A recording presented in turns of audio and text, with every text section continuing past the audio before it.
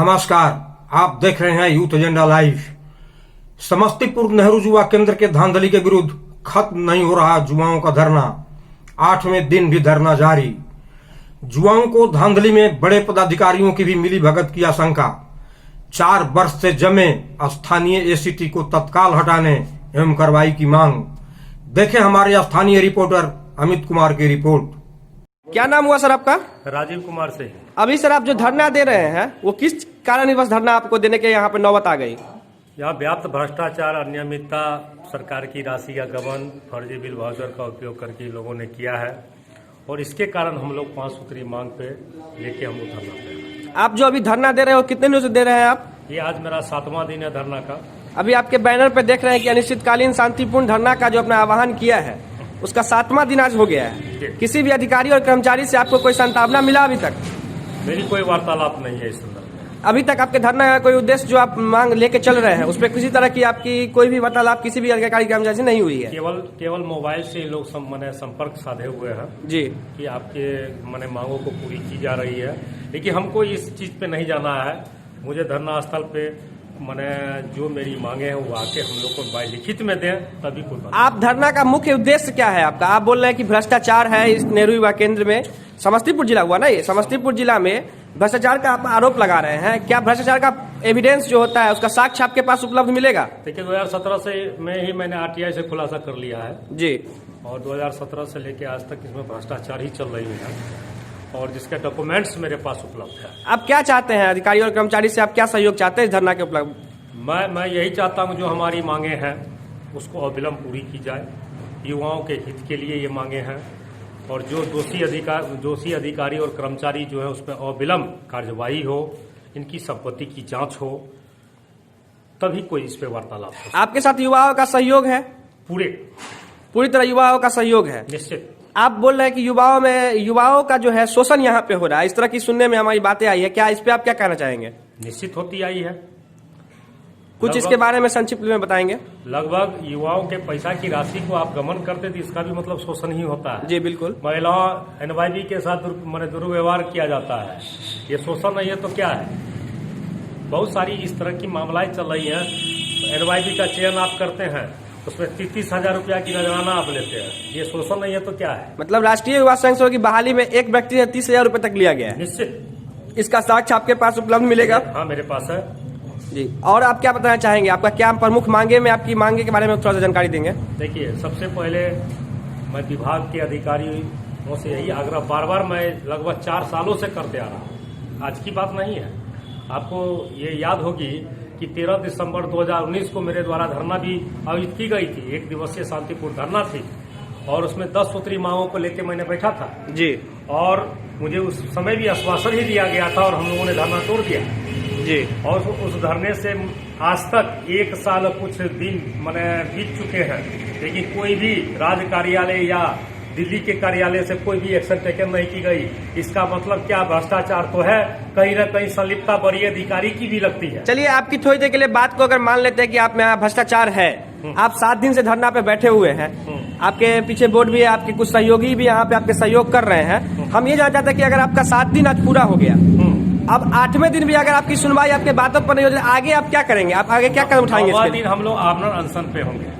अच्छा, आप मतलब डेट बता सकते हैं किस दिन से? 22 तारीख से हम लोग आमरण अनशन पे हैं। मतलब 21 तारीख तक अगर आपका सुनवाई नहीं होता है तो 22 तारीख से आप लोग आमरण अनशन पे आ जाएंगे। निश्चित रहूंगा।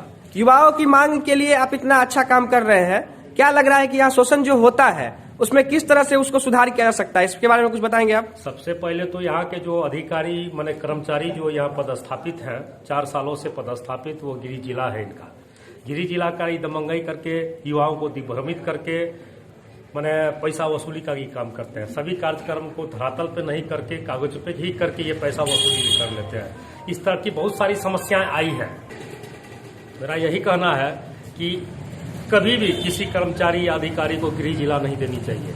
इससे इस तरह का भ्रष्टाचार, अनियमितता, सरकारी राशि का गबन, लूट खसोट, महिलाओं के साथ दुर्व्यवहार इस तरह नहीं किया जा सकता है। आपका क्या नाम हुआ सर?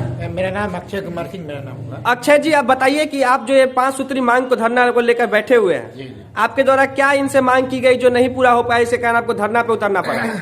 सबसे पहले जो उमेश प्रसाद लेखापाल जो हैं जी इनके द्वारा वित्त वर्षों से लगातार 4-5-6 साल से लगातार जो है अपने गृह जिला, एक तो इनका गृह जिला है, गृह जिला में रहने के कारण ये जो भी कार्यक्रम केंद्र सरकार के द्वारा जो आता है, अपने जो कुछ दलाल एनजीओ जो हैं उनके माध्यम से बंदरबाट करने का काम करते हैं और कुछ वो लोग अपने कुछ कमीशन इनको देने का काम करते हैं। मतलब आप कहना चाहते हैं कि यहाँ के जो कुछ एनजीओ है हाँ। वो उनके समर्थन में है, उनके करते भी आ रहे हैं कई वर्षों से। और अभी जो आरटीआई में हमने एक सवाल पूछा था जी। कि सत्र 2018 में जो नोएडा में जो राष्ट्रीय युवा महोत्सव हुआ था जी, तो उसमें कितने प्रतिभागी गए थे? क्या आपका उसका जवाब मिल पाया उस आरटीआई का? उसमें आप मेरी बात को सुनिए, उसमें हमको जवाब क्या मिलता है कि मात्र 3 ही आदमी गए थे और साथ में एक सवाल और उसमें पूछे हमने, जो इसका चयन का क्या आधार है, उसका आधार कार्ड हमको दीजिए। तो आधार कार्ड हमको नहीं मिला और कहा गया कि ये आधार कार्ड नहीं मिलेगा आपको, ये गोपनीयता भंग हो जाएगी। क्या ये रक्षा मंत्रालय है क्या? इससे गोपनीयता भंग हो जाएगी क्या? हमको सही सटीक जवाब नहीं मिला। आप जवाब से संतुष्ट नहीं है? संतुष्ट नहीं है। जवाब आपको उपलब्ध कराया गया लेकिन संतुष्ट उस जवाब से आप नहीं ऐसे है। ऐसे लोग गए हैं जिनकी एज 30-35 साल उम्र हो चुका है, वैसे ऐसे लोगों को भेजा गया, जबकि वैसे लोगों को भेजना है जो अपने क्षेत्र में एनवाईबी अच्छे अच्छे काम किए होंगे और अपने समस्तीपुर का नाम युवा महोत्सव में प्रतिनिधित्व करेंगे, जिससे जिला का नाम रोशन हो सके। लेकिन यहाँ तो 25 साल 30 साल 25 साल वाले लोग नहीं जाते हैं, जो एज फैक्टर है, जाना चाहिए जिनको, लेकिन 40-50 वाले लोग ही जाते हैं। तो इसमें आप कहना चाहते हैं कि इनके जो कुछ खास व्यक्ति हैं जो इनके साथ रहते हैं, इनके साथ जो उठ बैठ है, उनको भेजा जाता है जी। और युवाओं को मौका नहीं दिया जाता है। नहीं मिलता है और फर्जी सिग्नेचर के माध्यम से लगातार राशि गमन करने का काम इन्होंने किया है। अपनी पुत्री का भी बहाली किया है इन्होंने, जबकि ये बहाली करने का कोई राइट नहीं है एनवाई पद पर, गाइडलाइन ही नहीं रही है एनवाई के। जी, आपका नाम क्या हुआ सर? सुमन कुमार शर्मा। सर, ये बोल रहे हैं कि युवा महोत्सव में जो भेजा गया है वो पूर्णतः गलत है, आप इसका समर्थन करते हैं? जी हाँ, बिल्कुल समर्थन करते हैं, पूर्ण जी। समर्थन करते हैं। जो इसमें हमको बताएंगे सर कि क्या गाइडलाइन है और क्या इन्होंने गलत किया है, जो आप लेखा लिपिक उमेश प्रसाद समस्तीपुर के जो लेखा लिपिक है उन पे जो आप आरोप लगा रहे हैं जी हाँ। जी, तो उन पे क्या गलत किया गया है इस महोत्सव को लेके? इस महोत्सव में जिनको भी भेजा जाना युवा प्रतिभागी को, जी जी, उनकी आयु जो निर्धारित की गई है, जो मानक है, उससे अधिक आयु के प्रतिभागियों को भेजा गया है फर्जी सर्टिफिकेट के आधार पर। के मांगे है कि जो आपको आरटीआई से जवाब मिला उसका आप जवाब से संतुष्ट नहीं है? नहीं, जवाब से संतुष्ट नहीं है। हमारी मुख्य मांग है कि उसको पूरी तरह से जांच किया जाए, उसका जांच करके त्वरित उसका निष्पादन किया जाए। जो समस्तीपुर कार्यालय में, समस्तीपुर नेहरू युवा संगठन कार्यालय में जो लेखा लिपिक कार्यरत है उमेश प्रसाद जी, ये 4 वर्ष से ऊपर से कार्यरत है और इस बात की पुष्टि हमारे डीवाईसी साहब जो कुछ दिन पहले लेटर लिखे हैं राज्य निदेशक महोदया को, उस चिट्ठी से स्पष्ट होती है।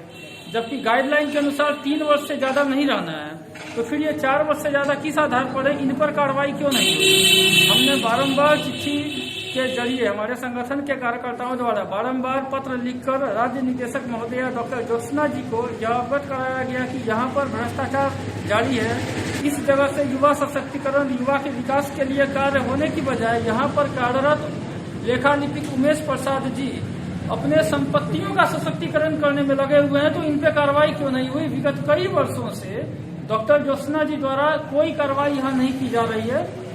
हम लोग यहाँ बैठने को बाध्य हुए, इसीलिए हम लोग विवश होकर यहाँ पर धरना स्थल पर आज 7वां दिन हमारा चल रहा है यहाँ पर। राजीव जी, आप बता रहे थे कि यहाँ पे धरना का जो 22 तारीख से आप अनिश्चितकालीन अनशन पे बैठने जा रहे हैं, तो यहाँ के अधिकारी जो आप बोले कि फोन पे हमसे बात हुई, तो उसमें क्या संतावना आपको दी गई थी? देखिए, ये तो टाल मटोल है उन लोग का जी। उन लोग का सीधा करना है कि आप लोग के हित में काम कर रही हूँ। आपकी आप यहाँ के राष्ट्रीय में रह सके, किस साल में रहे थे आप? हम आज से 3 साल पहले 16-17 में आपने यहाँ पे अपना योगदान दिया है, तो आपको कैसे मालूम चला कि यहाँ भ्रष्टाचार हो रहा है? तो हम मतलब देखा करते थे कि वायु चयन समिति जब वायु का चयन होता था तो अलग अलग दलाल बहुत सारे लोग हैं और वो मतलब पैसा इकट्ठा करके गोपनीय तरीके से बारा बाबू जो है प्रसाद को पहुँचाने का काम करते थे। हमसे भी पैसा मांगा गया 15,000 रुपया। पैसा मांगा गया? वायु चयन समिति में बहाली। अच्छा, जो इसमें राष्ट्रीय युवा संसद की बहाली होती है, हाँ। उसमें 15,000 रुपया आपसे भी डिमांड किया? हमसे भी डिमांड हम भी दिए, हम भी दिए और उमेश प्रसाद और लिए और उसके बाद हमको पता लगा पैसा देने के बाद यहाँ पे बहाली की जाती है। हाँ, उस समय यही यहाँ पे भ्रष्टाचार जो है किसी को कह सकते हैं। उस समय किसी भी कार्यक्रम में 50% की राशि, बहाली में पैसा की राशि, मतलब हर तरफ से सिर्फ पैसा की उधारी करने के लिए ये संगठन यहाँ पे चलाया जा रहा है। समय शंकर जी बाराला वो यहाँ के हुआ करते थे जी। तो इनका गृह जिला था, तो ये हमसे टच किए और इनको उमेश प्रसाद जी को मैंने पैसा दिया, ये अपने माध्यम से हमको यहाँ पर करवाया। जी, आप कितने दिन तक इस संगठन में योगदान दिए थे अपना? हम विगत 2 साल तक दिए, लेकिन 2 साल पूरा नहीं था और बहुत काफी समय उमेश प्रसाद जी का यहाँ फिर से स्थापित हो गए थे। सभी NYB से पैसा मांगे, सब लोग देने में सक्षम नहीं रहा। 30,000 रुपया NYB से लिया गया है, तो ये बहाली के जो आधार होते हैं वो आधार क्या होते हैं, इसके बारे में कुछ जानकारी देंगे? आप जान लीजिए कि जो भी बहाली NYB की होती है जी, इसके लिए एक सिलेक्शन कमेटी बनती है, जिसके अध्यक्ष हमारे जिलाधिकारी महोदय के कोई नॉमिनेट होते हैं अधिकारी। जिलाधिकारी समस्तीपुर जो यहाँ पे है उनके कोई नॉमिनेट आके इस पे अधिकारी इस पे वो सपोर्ट करते हैं। संजीव हमारे जिला होते हैं और 2 नॉमिनेट जी महोदय के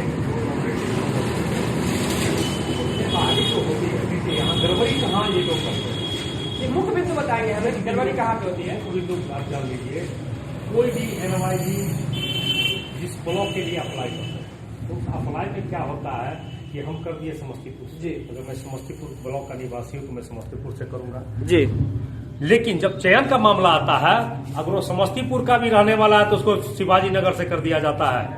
ये कौन आधार है? ये आधार तो है ही नहीं NYB चयन का। मार्किंग जो होती है, यहाँ के ACT महोदय गलत फर्जी सर्टिफिकेट देके उनको मार्किंग को बढ़ाया जाता है। तो मतलब ये पूरी तरह से भ्रष्टाचार में लिप्त हो गया है संगठन। जिला युवा समन्वयक महोदय का फर्जी हस्ताक्षर लेखा लिपिक महोदय करते हैं, वो मेरे RTI से खुलासा है जी, आप लोग जान लें।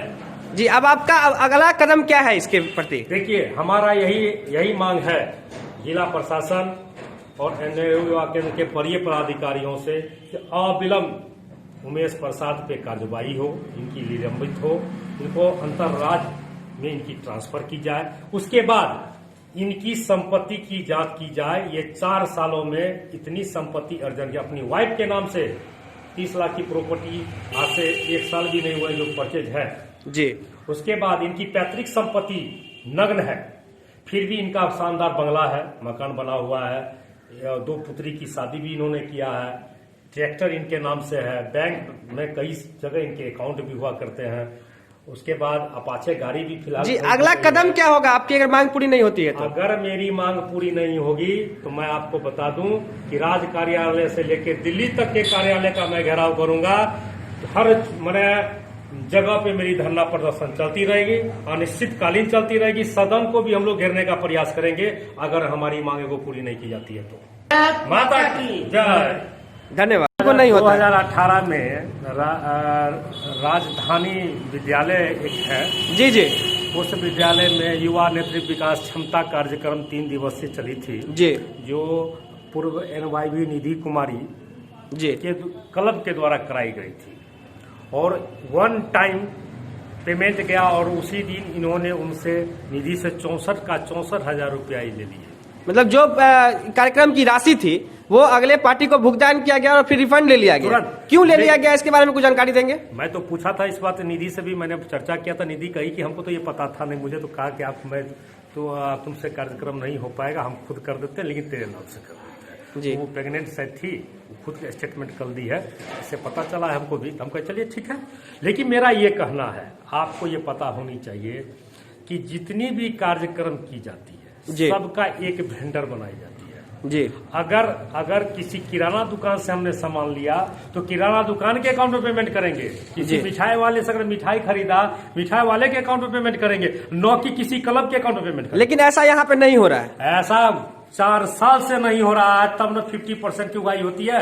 मतलब पूर्णतः आप लोग यही कहना चाह रहे हैं कि यहाँ पे भ्रष्टाचार वाकई में बहुत ही ज्यादा फैल गई है और यहाँ पे आप लोग इसी के लिए इसको देख के आपसे अगर नहीं हो पाया तो आपने शांतिपूर्ण धरना का आह्वान किया है। लेखा लिपिक महोदय जितने भी आज तक जिले में जब से पदस्थापित हैं जी, अपने परिवार के ही सदस्यों को लाभ दिलाने का काम किए हैं। आपको मैं साक्ष्य के रूप में बहुत सारे मेरे पास पत्र भी हैं और सारे साक्ष्य और प्रमाण भी मेरे पास उपलब्ध। और इतना भी मैं बताने जा रहा हूं आपको कि बिहार के जिस जिस जिले में लेखालिपिक श्री उमेश प्रसाद ने अपना कार्यभार मैंने पदस्थापित हुए हैं, सारे जिले में भ्रष्टाचार कायम है। इसकी जांच मैं अविलंब राज्य निदेशक महोदया से मांग रहा हूं बार बार कि हर जिस जिले में इन्होंने प्रभार लिया है, पदभार पे थे, उनकी जांच कर ली जाए, इनके सत्रों की। राजीव जी, राज्य निदेशक महोदया से बात करने के बावजूद पता चला कि वो कुछ जांचें उन्होंने किया है, कुछ बिल वाउचर का उन्होंने जांच किया है, सत्यापन किया है। तो आपको उसके बारे में जानकारी दिया गया था क्या कि हम इस तरह की जांच हमने किया है और ये इसमें गलती है या सही पाई गई है? मैंने सतर्कता विभाग नेहरू नई दिल्ली से जी एक पत्र मेरे पास आई हुई थी। उन्होंने पत्र में लिखा हुआ था, मेरे नाम से पत्र थी वो, उसमें स्पष्ट लिखा हुआ था कि आपने जो आरोप लगाया है लेखालिपिक उमेश प्रसाद पे, इसके विरुद्ध मैंने इसके एवज में आप साक्ष्य प्रस्तुत करें। 10 दिनों का मुझे समय दी गई। जी, आपने साक्ष्य प्रस्तुत किया? मैंने 52 पृष्ठों का साक्ष्य मैंने 13/6/20 को मैंने भारतीय डाक के द्वारा उनको मैंने संबंधित अधिकारी को प्राप्त करा। आपने जो साक्ष्य भेजा उस पर क्या कार्रवाई की गई? कुछ कार्रवाई हुई उस पर? कुछ भी कार्यवाही नहीं हुई। 22 अगस्त 2020 को राज्य निदेशक डॉक्टर कुमारी ज्योत्सना जी नेरुआ के समस्तीपुर कार्यालय में उपस्थित हुए। मुझे भी सूचना दी गई, मैंने भी यहाँ आया और एक भाउचर 500 रुपए की एक 2017 के पड़ोस युवा संसद कार्यक्रम जो क्या कहते हैं हम एक क्लब के द्वारा चलाई गई थी। जी जी, उसमें प्रशिक्षक के रूप में 500 रुपया की राशि दी गई थी, जिसमें उमेश प्रसाद का हस्ताक्षर था। मैंने उस भाउचर को चुनौती दिया कि ये पैसा की राशि वो उमेश प्रसाद कोई और नहीं है, लेखालिपिक उमेश प्रसाद जी आपके नेरुआ केंद्र के हैं। जी, तो आप आगे अब आप अनशन करने का सोच रहे हैं 22 तारीख से? आपको और मैं चीज बता दूं पहले, उसके बाद मैं बताता हूं। इसके बाद हुआ क्या, वो 500 रुपए की राशि राज्य निदेशक महोदया ने भी देखी। उन्होंने भी स्पष्ट कहा उमेश जी ये आपका हस्ताक्षर है, लेकिन उन्होंने कहा कि मेरा ये हस्ताक्षर नहीं है। लेकिन परंतु फिर भी डीवाईसी महोदय समस्तीपुर के द्वारा इसकी जांच कराई गई। 4 तारीख को इसकी रिपोर्ट मुझे भी प्राप्त हुई है। उसमें स्पष्ट लिखा गया है कि वो व्यक्ति जिसको 500 रुपए की राशि दी गई है, वो राशि किसी उमेश राम नाम के व्यक्ति को दी गई है और हस्ताक्षर उमेश प्रसाद के नाम से होता। मैं पूछना चाहता हूं जिला संवर्ग और राज्य निदेशक महोदया से कि उस भाउचर के नीचे लिखा मैंने युवा इंटरनेशनल यूथ क्लब, हम ये जानना चाहते हैं क्या वो युवा इंटरनेशनल यूथ क्लब क्या नेरुआ के समस्तीपुर से समर्थता प्राप्त है, या अगर समर्थता यहाँ से प्राप्त नहीं है तो 21/18/7 के तहत पटना से भी क्या इनका रजिस्टर्ड है क्या? तो किस तरह की संस्थान की ये सचिव है भाई, ये हम जानना चाह रहे हैं। और आप जान लीजिए कभी भी जब हस्ताक्षर की मिलान कराई गई तो वो मिलान भी नहीं हुई। वो उमेश राम लिखता है, वो दस्तखत उमेश किया गया है, वो दस्तखत दोनों का कहीं से मिलान ही नहीं है। इसका मतलब क्या है, ये पैसा किसको दी गई? पूरी तरह से भ्रष्टाचार में यहाँ ये पैसा की राशि उमेश प्रसाद के ही हाथों में ली गई है।